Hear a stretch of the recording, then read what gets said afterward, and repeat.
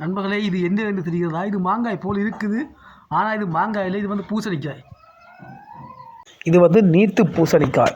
தண்ணி போன்ற தண்ணிச்சுவையுடைய நீர்த்து பூசணிக்காய் நண்பர்களே. இது ஏன் இந்த வடிவத்தில் வந்திருக்குன்னு தெரியவில்லை. வெளிநாடுகளில் இந்த மாதிரி பூசணிக்காய்களை, தர்பூசணிக்காய்களை மற்றும் மெலோன்களை ஒரு வடிவத்தில் கொண்டு வருவாங்க. ஒரு உருவமுள்ள பாத்திரத்துக்குள் வைத்தால் அந்த பாத்திரத்தின் ரூபத்தையே அது எடுக்கும். ஆனால் இங்கு அப்படி இல்லை. இது தானாக இயற்கையாகவே அந்த வடிவத்தில் வந்திருக்கு நண்பர்களே. நன்றி நண்பர்களே. நான் இப்போ இதை வெட்டி காட்டுற நண்பர்களே. இது மாங்காயே இல்லை, ஆனால் பார்க்கறதுக்கு மாங்காய் வடிவத்தில் இருக்குது. இதை நான் உங்களுக்கு வெட்டி காட்டு நண்பர்களே. மாங்காய்னா அதுக்குள்ளே எப்படி விதை இருக்கு மட்டும் உங்களுக்கு தெரியும் நண்பர்களே. இப்போ பாருங்கள் நண்பர்களே.